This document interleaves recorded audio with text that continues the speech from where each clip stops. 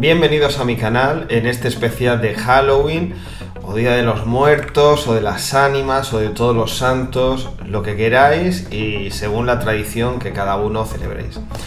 En fin, cualquier excusa es buena para ver una peli de terror, o de ciencia ficción, en este caso.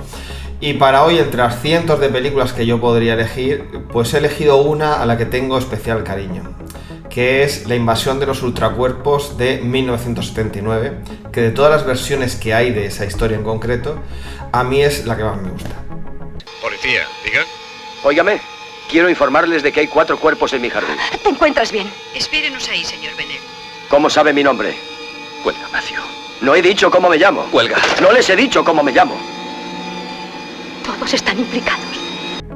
Considero a La invasión de los ultracuerpos una maravillosa película, apta para ver tanto en familia como en pareja, como solo, en muchos tipos de circunstancias. Creo que su gran aliciente es la atmósfera que transmite y me parece una película excepcional para ver en noches como las de ahora. Es verdad que es del año 79, pero me gustaría que no hubiera prejuicios ante ese hecho, puesto que la calidad de entonces creo que supera con creces a las películas actuales y echo mucho de menos esas temáticas y esas atmósferas y esa calidad en la producción y en la dirección que había antes. David, no sé qué extraños seres son esos, pero yo los he visto y voy a averiguar de dónde proceden. Matthew, amigo mío, te creo, ¿sabes? Esta película es hija de dos épocas, los años 50 y los años 70. Pero antes vamos a contextualizar los inicios de todo este género. Pese a que podríamos considerar a H.G. Wells y su Guerra de los Mundos de 1898 como un pionero a la hora de acercarnos un terror procedente del espacio exterior, la tendencia en ese momento, y hasta bien entrado los años 40, era el terror basado en obras como las de Edgar Allan Poe, Bram Stoker, Mary Shelley o Oscar Wilde. Fruto de ello nacieron las grandes producciones de los estudios Universal en los años 30 y principios de los 40, como Drácula, La momia, El hombre lobo o Frankenstein. Todo ello películas de un altísimo presupuesto y que quedaron como joyas del cine clásico. Sin embargo, esa tendencia cambia a raíz de la finalización de la Segunda Guerra Mundial, donde es la ciencia ficción la que empieza a apoderarse del género de terror. Relatos como los de H.P. Lovecraft en los años 20 o principios de los años 30, o novelas como Un mundo feliz de Huxley o 1984 de George Orwell, cobran fuerza y van apoderándose poco a poco de la psique de todo aquel que busca en el género de terror un nuevo entretenimiento, sobre todo en el mundo del cine. Con el mundo del cómic pasa exactamente igual. Ya en los 50 la juventud busca otra cosa. Es la ciencia ficción los relatos o las historias que encandilan a esos chavales. La incipiente carrera espacial es fundamental, la Guerra Fría, y lo que se busca es ya extraterrestres, guerra nuclear, olvidándose ya de los castillos encantados, los fantasmas, los ruidos de cadenas. Todo eso ya pasa a un segundo plano y desaparece del cómic, de parte de la literatura y prácticamente del cine, aunque luego lo retomaría pues, en los años 60 la Hammer y demás. Es en este momento cuando irrumpirán escritores de la talla de Arthur C. Clarke, Isaac Asimov, Jack Finney, Ray Bradbury o Philip K. Dick, los cuales mostrarán obras que serán ya historia de la literatura universal y que inspirarán al mundo del cine. Es aquí donde se asientan las bases de la película que hablamos hoy. En 1955, Jack Finney publica su famosa novela La invasión de los ladrones de cuerpos y un año después, en 1956, se estrena la película basada en dicha obra. estate tranquilo, Jimmy. Vamos, pero ¿qué es lo que te pasa? El colegio no es algo tan horrible, hombre. El colegio no es lo que le preocupa. Es mi nuera. Se le ha metido en la cabeza que no es su madre. No lo es, no quiero estar con ella. Pero hay que reconocer que pese a que la película es inolvidable y la novela maravillosa, le deben mucho a esa entrañable y para mí extraordinaria también película de 1953, Los invasores de Marte. ¡Jim! Hola, David. Ayúdame. Le han hecho algo a mi padre y también a Katy. ¿Qué le hicieron? No lo sé, pero los vi cuando aterrizaron. Un momento. ¿Qué es lo que viste? Un platillo volante. Lo vi, Jim. Y es que al César lo que es del César. Los parecidos son más que evidentes. No. Ven conmigo. Escúchame, no hagas más tonterías, David. Un momento. Sargento, ese niño se quedará aquí. ¿Quién es usted? La doctora Blake, empleada del gobierno. El niño está a mi cuidado. Nada de eso. El comisario me dijo No que... me importa lo que le haya dicho. El niño se queda aquí. ¿Qué ha estado diciéndole? ¿Le habló de todas sus locuras científicas? Pero eso no quita que La invasión de los ladrones de cuerpos sea una película muy buena, que yo desde luego recomiendo, y que sea una adelantada a su época. No era un cadáver corriente y no tenía ninguna señal. No tenía ni un arañazo cuando lo puse sobre la mesa. Se puede matar a un hombre clavándole un alfiler en la base del cráneo, dejando una punzada tan pequeña que no se distinga a simple vista. Danny, ¿no te das cuenta de que este no era un cadáver normal? Ya has oído lo que Teddy dijo de la mano. Le he oído a Teddy decir muchas cosas y ninguna de ellas tiene la menor lógica. La historia es increíble y la atmósfera insuperable, pero adolece de la blandura propia del cine de esa época. En mi profesión he visto cómo algunas personas iban perdiendo su humanidad. Pero eso ocurre lentamente y no de pronto. No se dan cuenta. Solo ciertas personas. Todos nosotros, un poco. Nos endurecemos, aunque no lo queramos. Solo cuando tenemos que luchar para seguir viviendo nos damos cuenta de que es algo que no tiene precio. Algo muy serio. Como lo eres tú para mí. Pese a todo, la película es un mito de la historia del cine por merecimiento propio. Y pese a que a veces se ha suscitado cierta polémica con que si llevaba un aire de censura al comunismo por la época de la caza de brujas en la que se estrenó, ¿no? Y donde se incentiva la individualidad frente a la comunidad, por así decirlo. Yo me remito a lo que opinaba Jack Finney en la época, ¿no?, sobre su obra, donde decía que él creaba obras para entretener, nada más. Y es algo que yo siempre recomiendo. Cuando veáis una película, por favor, intentad olvidaros de la política para poder disfrutar las obras tal y como son, nada más. ¡Escuchen! ¡Todos ustedes están en peligro! ¡No lo entienden! ¡Les persiguen! ¡Nos persiguen a todos! ¡A nuestras mujeres! ¡A nuestros hijos! ¡A todos! ¡Ya están aquí! ¡Usted será el primero! ¡Y usted el siguiente! ¡Y usted el siguiente! Y llegamos a finales de los años 60, concretamente a 1968, donde se produce un hecho capital para el género de ciencia ficción.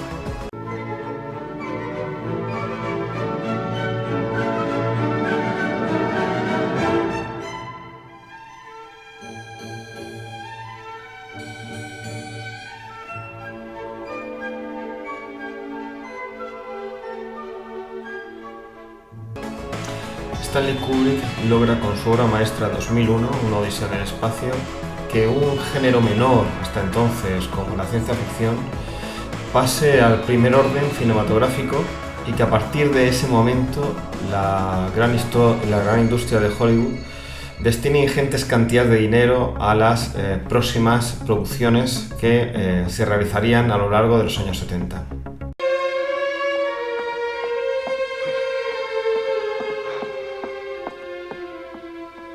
...2001 con una factura técnica impecable que 53 años después sigue asombrando y con un guión inteligente basado en el relato El Centinela de Arthur C. Clarke, produce un cambio de prisma, por así decirlo, en la sociedad, donde ahora el mundo del cine, el cómic y la literatura ven a la ciencia ficción como un referente. Sí, aunque quisiera hacerte una pregunta. Diga. ¿Cómo explicas esa discrepancia entre tú y tu gemelo 9000? Yo no creo que haya en eso nada de particular. El fallo debe ser atribuido solo a error humano. Esas cosas han sucedido más de una vez y siempre han sido debidas a error humano. Quiero detenerme aquí brevemente para comentar que la ciencia ficción y el género de terror se benefician de dos hechos en la década de los 70. Uno es la elevada técnica o factura que se imprime en el cine de los años 70. Hay una diferencia abismal entre el cine de los años 60 y los años 70. Ahora, el nivel cinematográfico, ya sean fotografías, sonido, montaje, efectos visuales, es abismal respecto a la década anterior. Y además hay que decir que los años 70 es la época del pleno apogeo de la New Age, de la temática ovni y extraterrestre, de la creencia en lo paranormal. Y un hecho es que era algo habitual en programas, en emisiones de primer nivel de la televisión y no algo residual o casi casposo como es ahora. Es verdad que el espaldarazo final se recibe en 1977 con el estreno de La Guerra de las Galaxias y sobre todo también con el estreno de esa otra obra maestra que realizó Steven Spielberg, que fue Encuentros a la tercera fase, que es una película que ya comentaré en otro programa porque me parece espectacular. El piloto. El objeto se sigue aproximando en línea recta. Es ultraluminoso y se mueve muy deprisa. Va a pasar por nuestro lado en este momento. Ha pasado rozándonos. Earis 31. Pregúntale si quieren comunicarlo oficialmente. Tú, abuelo 517, ¿quieren comunicar presencia ovni?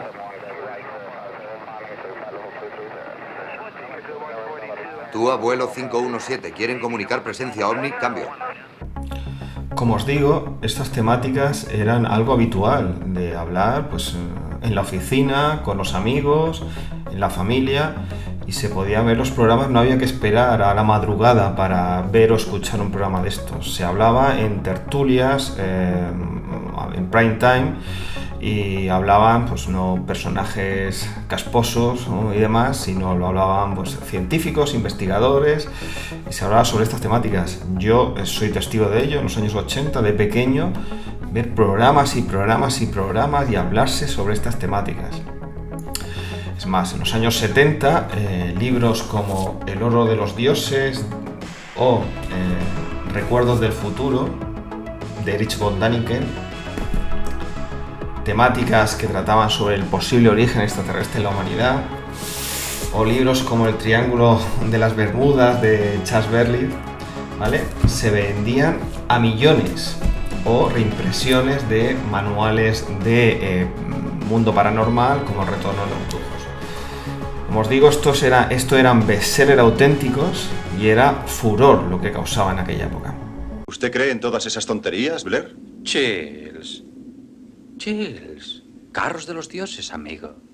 Son prácticamente dueños de Sudamérica. Ellos enseñaron a los incas.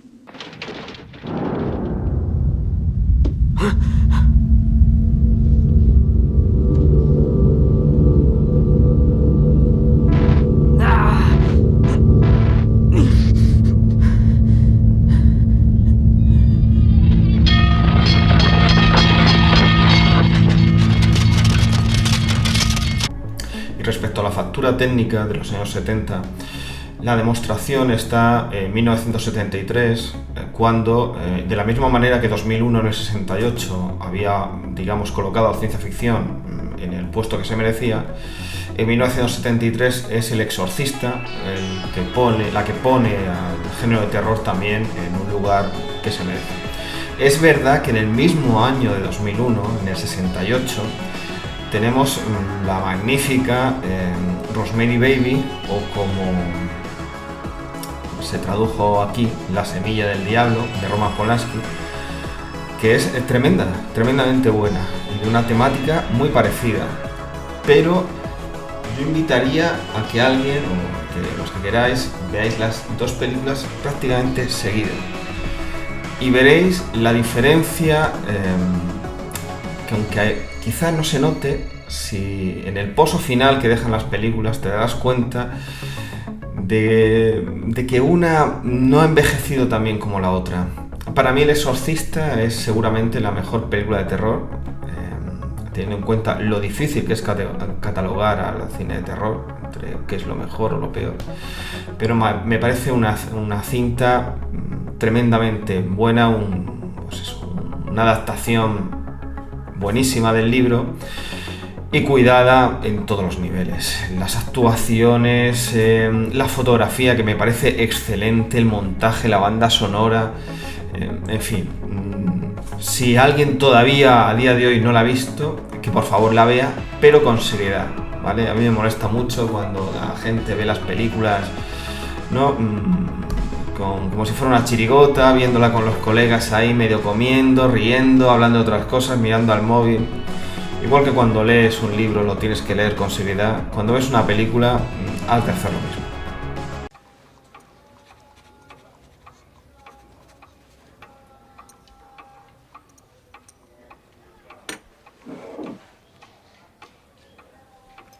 شيطان يحارب شيطان أبونا.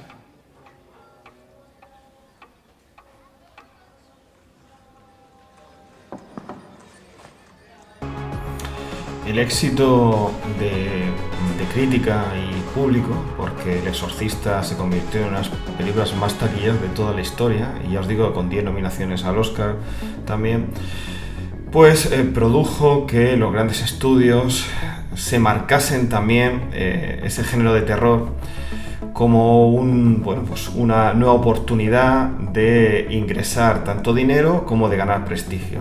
Así que a partir de entonces, tanto ciencia ficción como terror serían géneros estandarizados en Hollywood y a los que se aportarían los mejores profesionales, los mayores medios y unos títulos pues que a partir de entonces, por ese momento, harían historia.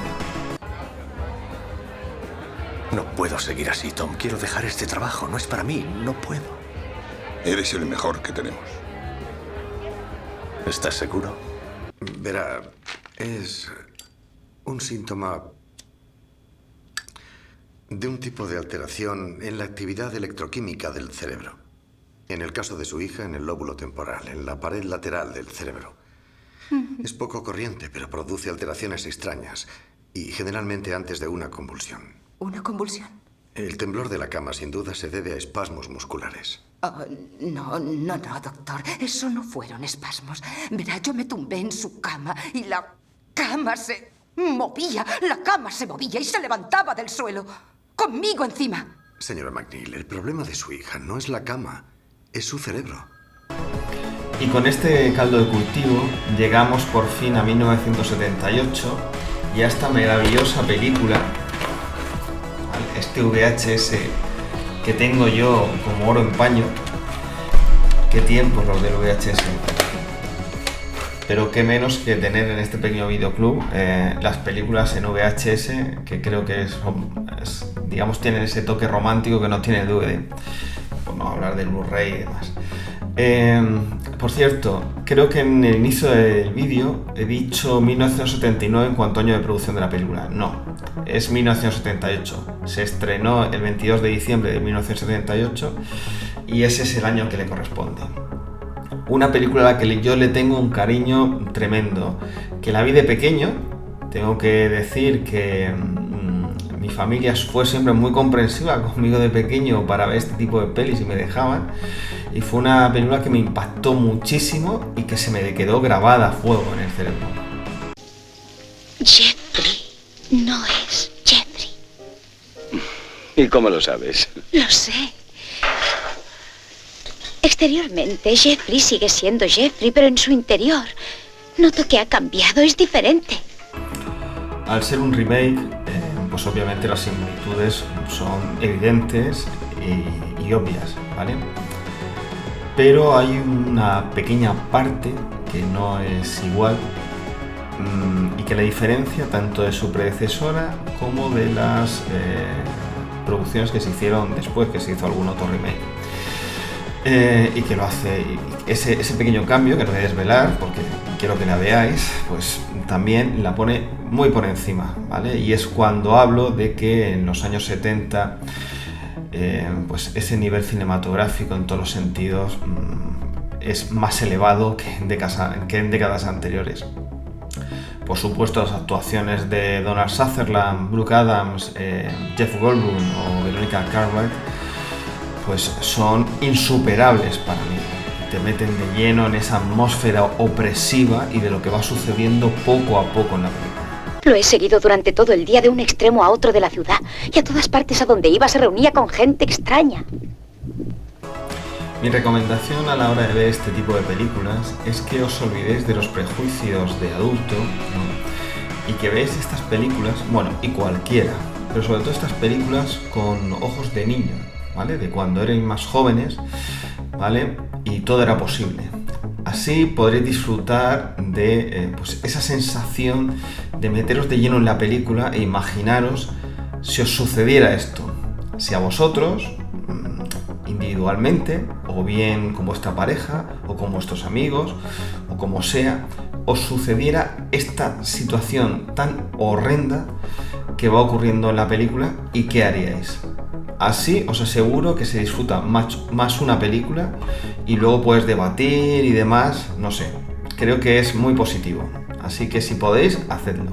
Está borracho perdido. Está aterrorizado. ¡Ustedes! ¡Por favor! ¡Corren peligro! ¡Por favor, escúchenme! ¡Es algo espantoso! ¡Por favor! ¡Después serán ustedes! Quiero hacer también una mención especial a unos profesionales del cine en nuestro país que muchas veces no tienen el crédito que se merecen, y son los actores de doblaje. En este sentido, pues hago mención especial a Rogelio Hernández, que dobla a Donald Sutherland, y a José Luis San Salvador, que dobla a Leonard Nimoy, que no le he mencionado antes, que es otro de los secundarios que aparecen en la película y que lo hace de lujo, ¿vale? Y que esas voces míticas de los años 70, los años 80, ¿no? Pues de doblar pues, a Jack Nicholson, a Kirk Douglas, a Sean Connery en ocasiones, unos y otros, pues Marlon Brando, Paul Newman, son voces que yo recuerdo perfectamente de mi infancia. Y también tengo que decir que ese nivel de doblaje lo echo en falta hoy en día. Aún así, tengo que decir que debemos estar muy orgullosos de nuestros actores de doblaje, que creo que tienen a nivel mundial una categoría suprema. Oh, por favor, si os pudierais oír, si oyerais lo que estáis diciendo, supongamos que puedan haberse llevado un cuerpo. Incluso admito que se haya levantado e ido, pero cuando habláis de un cuerpo igual a ti, de un doble, de la duplicación de la gente, ¿tenéis idea de lo que decís? Posterior a 1978 se hicieron 2 remakes más. Bueno, seguramente deberíamos citar 3, la versión de 2019, pero yo me niego a citarla, entonces como si no existiera. En 1993 se estrena Los secuestradores de cuerpos de Abel Ferrara. Y bueno, pues ahí se ve ya el declive de cierto cine, de forma de producir, y que parece mentira que de 2 versiones excelentes de la novela de 1955 se hiciera una película que a mí personalmente en muchos momentos me da vergüenza ajena. Esta es una zona restringida, señorita. ¿Cómo? No puede estar aquí sin autorización.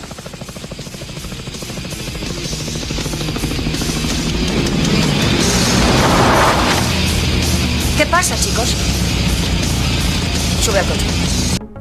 Como veis, ya la atmósfera no es la misma ni tiene nada que ver. Esto ya son producciones destinadas, no sé, a un público adolescente al que creo que toman por imbécil, porque, en fin, como os digo, me parecen patéticas, y que, bueno, supongo que son los preliminares de cierto cine de terror de hoy en día, ¿no? De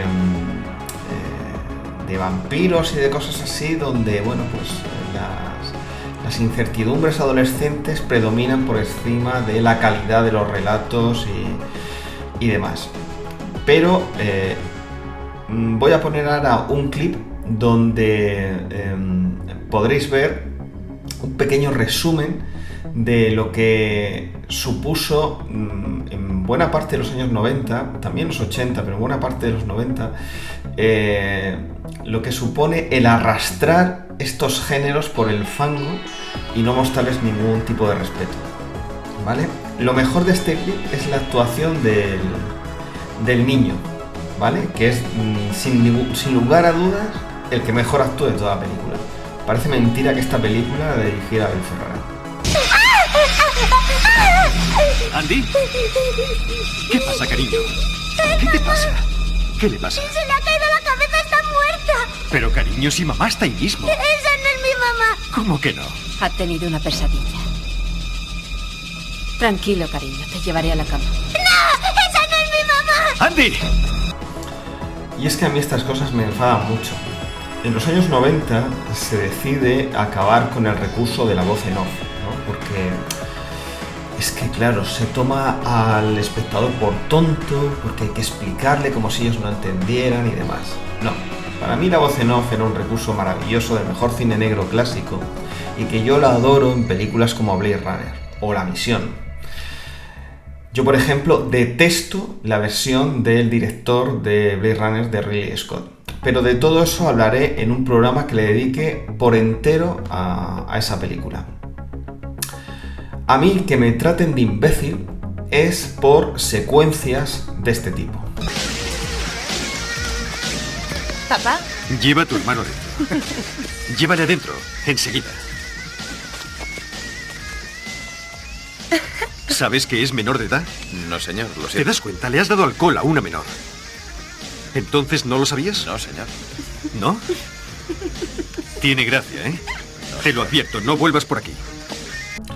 A ver, yo soy muy condescendiente en general con el cine, ¿vale? Yo amo la serie B de la Hammer o de Roger Corman. O sea, adoro esa clase de películas. Pero con estos productos, ¿vale? Que es como comida enlatada de la peor calidad, en absoluto. O sea, cuando una película como esta trata de lo que trata, porque trata exactamente de lo mismo que la versión del 78 y la versión del 56. Y cuando, poniéndonos en la piel del personaje de la película, resulta que tu hijo sale aterrado de la casa, ¿vale? Porque piensa que su madre no es su madre, y te aparece tu pareja, te parece un zombie, ¿no? Y sale tu hijo aterrado. Lo que te preocupa en ese momento es que tu hija adolescente ha bebido alcohol. O sea, esto es una mierda absoluta, ¿vale? O sea, pierdes todo el clímax de la película. Son chorradas de cualquier serie estadounidense de adolescente después de comer, ¿vale? Me parece lamentable que se filmen y se acepte, lo digo por Abel Ferrara, que sí, que tiene películas interesantes, ¿no? De cine independiente y demás, pero que me parece de una vergüenza que ruede cosas así. Es decir, está en la dignidad de uno de decir, no, ya no valen las excusas, no es que la producción, no, pues mira, dicen, mira, que hasta aquí hemos llegado y esto que lo ruede otra persona, yo no. En fin, una pena el declive cinematográfico de los últimos tiempos. Buenos días, Carly. La cita de las 9 está aquí.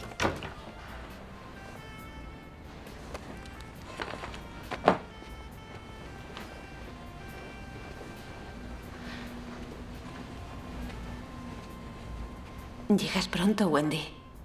Es mi marido.